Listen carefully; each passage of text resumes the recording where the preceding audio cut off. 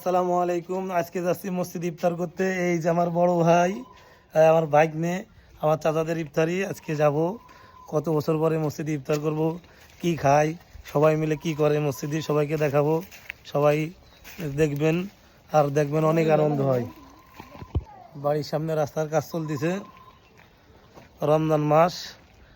হুজুরে থা লাগবে, কোনো গুনাটনা করা যাবে না। আল্লাহর কাছে মাপ টাপ চাবেন, যে যত অন্যায় করেছেন আল্লাহ যাতে ক্ষমা করে দেয়। কি কও? ইনশাআল্লাহ।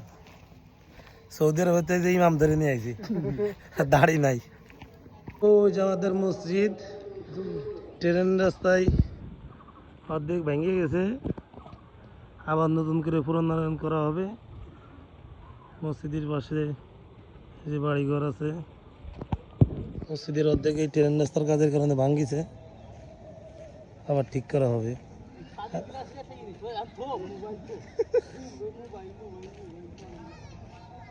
ইফতারি কি দিয়েছে আজকে দেখেনি, বসে ইফতারি করে।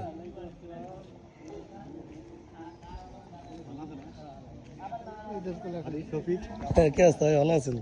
ভালো লাগে, যাক আলহামদুলিল্লাহ, সুন্দর লাগে। এই যে আমার একজন ফ্যান পাওয়া গেছে, আমার বড় ভাই। Big fan, big fan. আজকে ভিডিও দেখাবো ইউটিউবে। ইফতারি দেয় গরুর গোশ, খেজুর, শসা, আলু আর ডাল।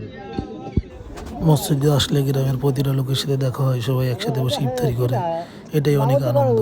সবাই ভালো থাকবেন, দোয়া করবেন। আসসালামু আলাইকুম।